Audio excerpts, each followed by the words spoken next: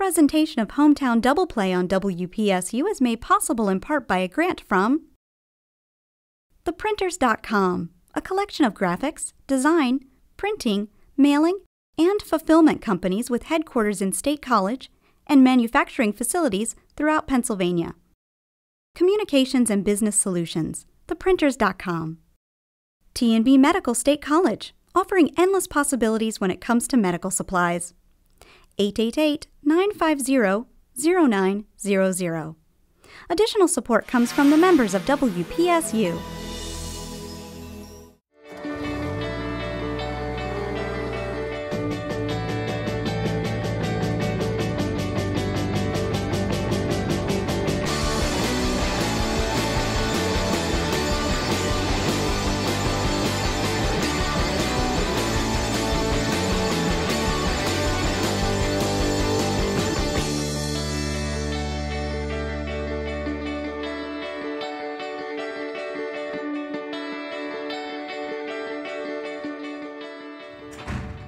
For so many of us, the job is a grind. You get up on Monday morning, you try to make it there by 8:30, 9 o'clock, you work till 5, and guess what? You have to punch in and do it all over again on Tuesday, Wednesday, Thursday, Friday. And every once in a while, you have to work Saturday, you have to work overtime. And you can burn out from doing something like that. But baseball is a game. And that's why these guys stay alive and love it so much. That's why they want to be a part of the grind. It's 7 days a week. There's rarely an off day. But you know what? In the end, they know that there's going to be a payoff because they love the job so much. For the rookies, though, there is an adjustment, and part of that adjustment is going on the road. Yeah, you play 38 games at home, but you also play half of the games on the road. And on the road in the minor leagues means no five-star hotels, means long bus rides, no charter flights, and it means a boxed lunch instead of a gourmet dinner. But you know what? When you're done with the road, you get to come back home, and this is home sweet home. Now, for the players, we had a chance to go with them to Williamsport to find out what a road trip is really like. Most of the time we get there, try to get there 20, 25 minutes before the bus leaves, to pack up and get everything on the bus, find a seat, and play some cards, play PSP, you know, laugh and joke. But if you can't sleep, then it's going to be a miserable time. But I'm pretty good sleeping, so. There's obviously a lot of downtime, but I'm one of the guys that doesn't mind it too much. I think it gives you time to think and just kind of reflect, and it's not something I think is a downer at all. I enjoy it. I like seeing the country. I'm from the West Coast, so it's fun. It's fun to see the different parts of the country. I like to get my rest in, but we watch movies and I listen to music, read some books. I mean, whatever you can keep yourself occupied with. You're on the bus. You're responsible for them there. So many problems can arise on the bus. You know, at the hotels, you don't know how many times you get late-night phone calls from kids who are homesick. You know, discouraged with their games. They just need someone to talk to. It's a 24-hour-a-day job. Hours on a bus can be tough. How do the players pass the time? Well, some play cards, others read or listen to the iPod, others just decide to give up and sleep. You gotta have the iPod. You know, we both got iPhones, so we kind of chill on them every single day. Sleep. You gotta bring a pillow, man. That's just the #1 thing you gotta do. We always like to watch movies. And they like a lot of funny, man. I'm a serious type guy. I love serious movies. I like any movies. What is a road trip like? Well, you have to get the bus packed, and that means plenty of bags. Once that is done, it's off to Williamsport. The coaching staff will play cards.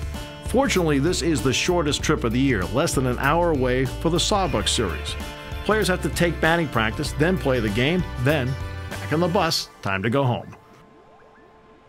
I think the worst part is coming back home after the game, like 4.5 hours, and coming back from Lowell, it was actually about 8.5, 9. It's a little bit tough. I mean, being that we got in last night from about 3:30 in the morning, so not a lot of guys got a lot of sleep. And then some of the guys had lifts this morning, including myself. So I mean, it makes for a long day, but we're pretty much over the halfway point of the season, and we're getting used to it. Road trips are tough. You go through the full 6 games, and finally at the end of that 6th game, you get on a bus. And the players, staff, and coaches travel all the way back on a bus through the night to State College. The only saving grace is when the bus pulls into the parking lot here at this ballpark, you're finally home. Most of the places we play at, I mean, it's pretty good fans, but I mean, playing at home is playing at home. There's nothing better than State College fans, you know. I mean, they support their Spikes. It's relaxing. When you're home, there's a different comfort level. You know, you got some surrounding areas that you're used to. You got your vehicle, so you can go from here to there, get to the park whenever you need to go. Compared to being on the road when, you know, it's all time-based and a lot of walking. I do a lot of walking on the road to go eat in restaurants, and you know, when you're at home, you don't have to worry about that. And it's just comfort level, and it's fun to play in front of the home crowd. And instead of having people cheering against you or cheering for the other team, it's all going for you. And I'm looking forward to tonight and playing in front of the crowd here. It's definitely a relief coming back to a nice facility and nice playing surface. It definitely helps you relax a little bit more, and it's just a lot more fun being out here on a nice field and a good stadium. It's great.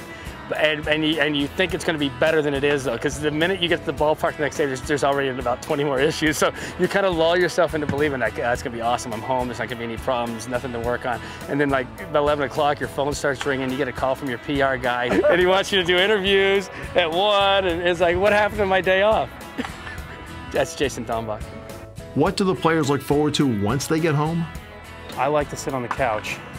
It's something you take for granted during the off season. You know, you don't realize how much time you like to have your downtime and your alone time and just kind of get away from the game a little bit. It's nice to just kind of relax. In some ways, the grind prepares them. It's tough, but it's something you get used to. And oddly enough, when you get back home in the off season, about 2 weeks into it, you start to miss it a little bit. But when you get back home and you just get to unwind and relax and just not worry about baseball, it's such a great feeling. But like I said, you start to miss it again, and it's just part of the grind. And I think once I make the big leagues, I'll be very grateful I went through it. For the most part, the fields in the New York Penn League and also the Eastern League are pretty good. Nice, decent fields to play on. But one of the great benefits of getting home is that you go to a place here like Medler Field at Lebrano Park with a well-manicured surface. Same can be said for Blair County Ballpark in Altoona. They have one common denominator: an outstanding turf management guy. His name, Matt Neary. You know, I have a great crew, and we seem to always deal with it in the right way, and you know, things have seemed to work out in the past. As far as the infield goes, depending on what the temperature is that day, the cloud cover, you know, we usually in the morning will come in and just soak it down, and you want that water to kind of get down into the profile of the soil, and you know, it definitely helps to keep the bounces down on the ball, and it also keeps the traction for their, you know, the cleats go in and out without creating a huge hole. And you know, moisture is the #1 issue when it comes to the infield. Water-wise, on the dirt of the infield, if we want it faster or slower, if it's too dry, that makes a big difference in catching ground balls. It is the worst part of the summer at the ballpark: rain. How does that affect the groundskeepers? Oh, it's definitely probably the #1 concern, the #1 problem that we deal with is rain. It seems like you can never get enough when you need it, and you always have too much when you don't want it. When the team is in town, you definitely don't want the rain, and when they're out of town, you need the rain to sustain the turf. The players appreciate every blade of grass at Medler Field at Lebrano Park. The field's great. I never played in a field like this. You know, the grass is always cut low. You know, the field's really well taken care of, so you know, I enjoy every last minute playing here. I would definitely say it's probably the best. It's got the best service by far, and just the best atmosphere.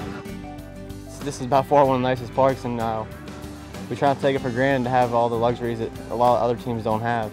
We actually talk about that sometimes in the dugout. Like, we watch other field crews, and I'm not dogging them or anything, but like, our field crew does a great job of keeping it under great shape, because other fields, who I think are very nice fields, it seems like the infield, like the actual levelness of the field and the quality of the way the dirt is and everything isn't as good as ours.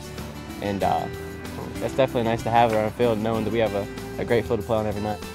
Penn State is one of the top turf management schools in the country, and the spikes benefit. You know, Sean, my assistant, he's a recent graduate. I think 04 he graduated from over here. We've had 3 interns since I've been here, all from Penn State. They've been wonderful kids. You know, even the professors over there, if you ever have an issue, you call one of those guys up and you have one of the top minds in the turf industry over here in a second. So it's a great resource, and it's really been helpful for us. Coming up on this chapter of Hometown Double Play, we'll see what it's like to get home and then see your parents. He gets down to the full count, and I just kind of panic, so I flinch a lot. Yeah.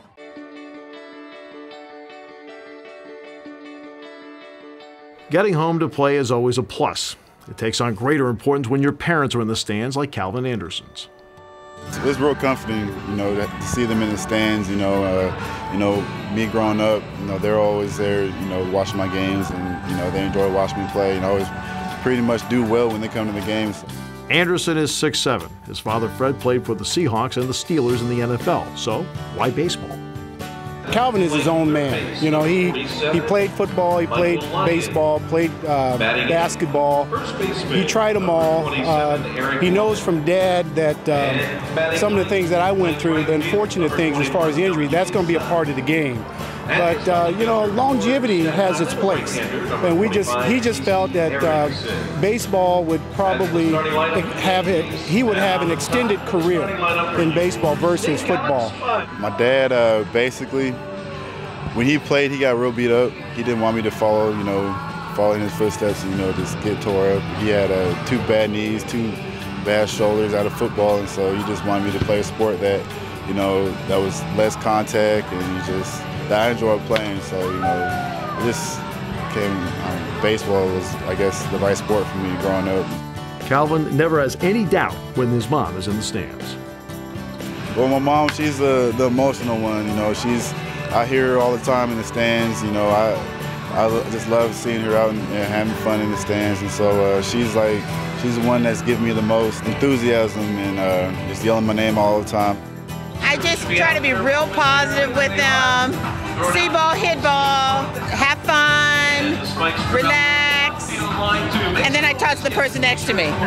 When he's up to bat, she'll grip me on the leg real tight. And I feel them claws digging in. I told her, look, it's going to be okay, Fred Anderson recently threw out the first pitch at a Spikes game, which brought with it some challenges. I'm okay with it. If it just had a few more of them laces on it, I might feel a little more confident. But I'll be okay. Was Fred more nervous when he played in the NFL or when he watches Calvin play baseball? I think I'm more nervous, I'll be honest with you, watching him play. I can feel my heart skip a beat every now and then when he's up at the plate, and just wondering, is he going to go after the first pitch, or, what you waiting on, or, just Dad back armchair coaching, I used to text him all the time. He said, Dad, I'm in their hands now, don't worry about me. Jeremy Farrell's having a fine season for the State College Spikes. His father, John Farrell, played in the major leagues and is currently the pitching coach for the Boston Red Sox. What has Jeremy learned from his dad? Hopefully a lot. He's very well respected in the game. I know that just from talking to other people and how he goes about his business. So I've tried to pick up things here and there. How he treats other people and how he goes about his daily routines, and hopefully that's benefited me. Farrell has been around baseball his entire life. Growing up, a lot of our conversations were over the phone just because of the whole distance thing, him playing or coaching, that kind of thing. But, he's always stressed the process and, taking care of things one at a time and, not looking too far ahead and, keeping things simple. The Red Sox finished a West Coast swing just in time for Farrell to see his parents in Lowell. Did his dad have any advice? At that point, it was just dad and son, we try to do that as much as possible. He's always there for baseball advice, but, my mom was there as well, so it was great to see them. No matter what kind of season a team has had, they still have some well-deserving players that have really been a cut above everybody else. They're the ones that get to go to the All-Star game. And this year's All-Star game is in the Albany area, hosted by the Tri-City Valley Cats. I was surprised and, I'm excited to go. Honored to obviously represent the Spikes, the Pirates, as well as the National League. For Chase Darno, the road to the New York Penn League All-Star Game has been a roller coaster. For the first time in his career, he sustained an injury. Once he got back from the ankle problem, he started hitting. I was excited, I was stoked, and very happy to be part of that. And I was surprised because I know I didn't get as many at-bats as other people have because of my ankle and everything and my foot. But since I've been back, I've done quite well, and I feel good right now. There are very few minor league organizations that really know how to put on an all-star game, an extravaganza, make it an event. Altoona did it with the Eastern League All-Star Game in 2006. Coming up next year, August 18, 2009, Medler Field at Lebrano Park will host the New York Penn League All-Star Game, and State College is looking forward to it. We want this to be the ultimate fan experience. I mean, this is an opportunity to see this future big leaguers of tomorrow from this league. And so it's going to be a high quality brand of baseball. We want to put on events that are unique and one time. We want to not only make it special for the fans that live here, but we really want to show off the community as well to people who are coming in from out of town. Having the organization hosting All-Star games in Altoona and Myrtle Beach will be a plus next year. And the opportunity to have hosted an All-Star game in Altoona, and then not only in Altoona, but this year in Myrtle Beach as well, our organization really has the opportunity to put on 2 events of this scale. And and also throw in opening day 2006 at State College, which was an event on that same scale as well.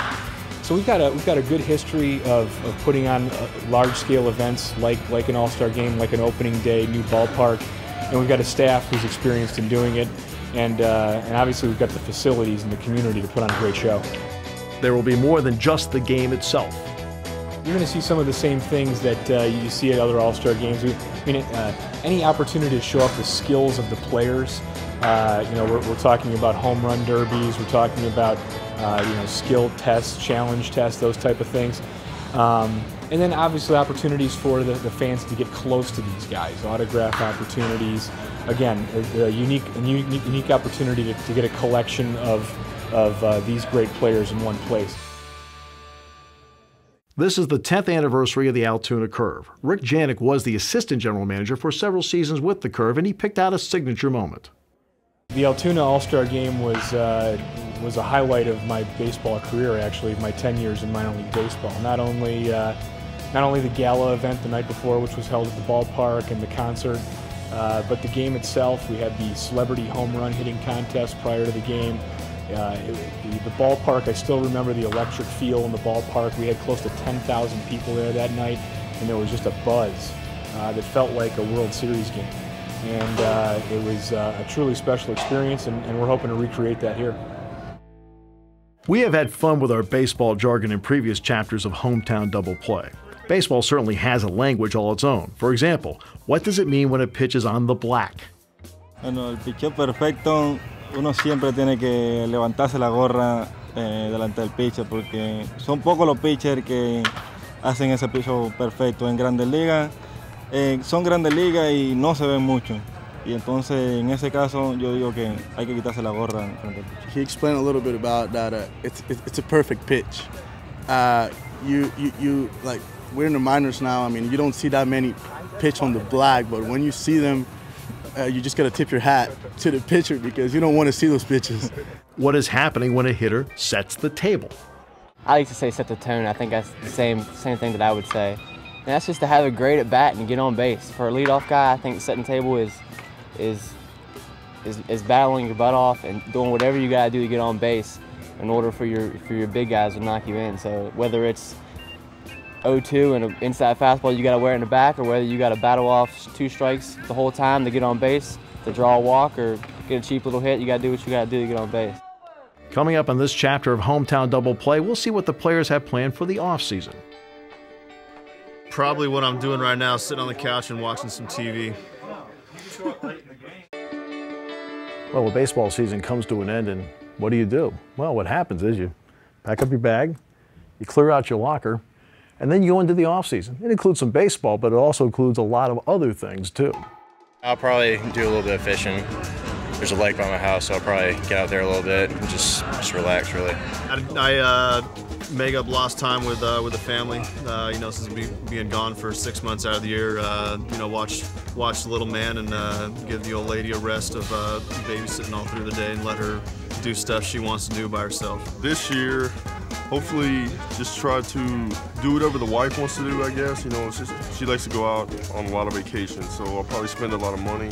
I actually go back home to Florida, spend some time away from baseball, go to the beach, stuff like that. And then as a side job, I'll actually work at golf courses, do the whole caddy thing like once or twice a week, make some money that way. What I've done in the past was I've been down in Florida and worked at a golf course, kind of with Kyle Bloom and whatnot. I spend as much time in the woods as I can possibly do, so I don't have to be around the wife. I go see my family. I like to go see my niece, my nephew, and then when I get home, I'm sure I cook as much food for my wife because I know she's going to be there asking me what's for dinner. This past offseason, I worked a construction job, and I worked out usually 5-6 times a week at a local coach gym. Last year we got about a month off of totally nothing, no lifting, no running, no throwing, nothing. So I just like to relax with my family. I'm not home very often. I don't get to see my family. I have 2 brothers and a sister. I like to hang out with them. And that's pretty much it. But then once that month gets over, it's time to hit the gym and get in the batting cages and work on getting better for the next season. The offseason should be a time to rest, but some players just cannot get away from the ballpark. Hitting the weight room, getting bigger and getting stronger. It is time now for the Pirates organizational report, and the Pirates made big news this week when they signed their top pick Pedro Alvarez to a $6 million contract. All told, the Pirates spent a record $9.8 million on 32 of their 50 picks. Yoslin Herrera was activated from the disabled list in Altoona. Meanwhile, Jose Bautista and Matt Capps were added to Indianapolis. Capps is on a rehab assignment. Bautista was sent there to make room for Adam Baroche. And Adam Baroche rejoined the Pirates after his rehab assignment in Hickory.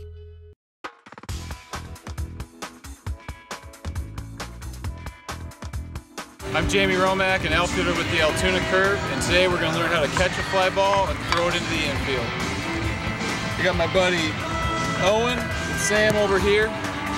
Now you guys just watch this. He's going to flip the ball to me. I'm going to get my legs under it. I'm going to catch on my throwing shoulder. I'm going to come through, transfer, throw 4 seams over the top, 4-seam grip. Now we always want to try to keep that double play in order, guys, so we'll throw to second base. We got the chance to.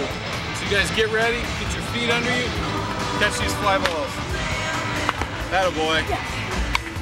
All right, Sam. That away. All right, guys, good job.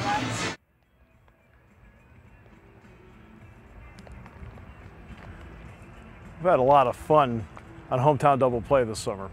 We have one more chapter to go, and in that final chapter of Hometown Double Play, we're going to take a look back at the great moments with the players, with you, the fans, and really what makes the Hometown Double Play tick in Central Pennsylvania and why you love baseball so much.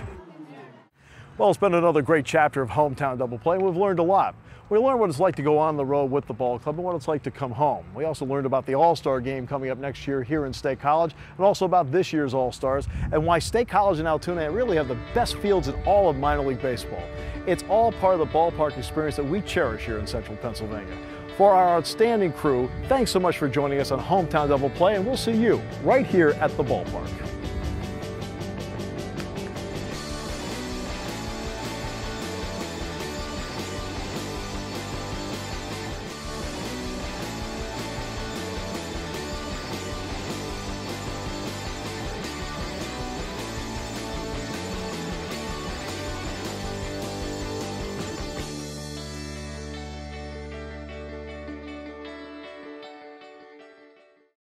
Presentation of Hometown Double Play on WPSU is made possible in part by a grant from theprinters.com, a collection of graphics, design, printing, mailing, and fulfillment companies with headquarters in State College and manufacturing facilities throughout Pennsylvania. Communications and Business Solutions, theprinters.com. T&B Medical State College, offering endless possibilities when it comes to medical supplies. 888-950-0900. Additional support comes from the members of WPSU.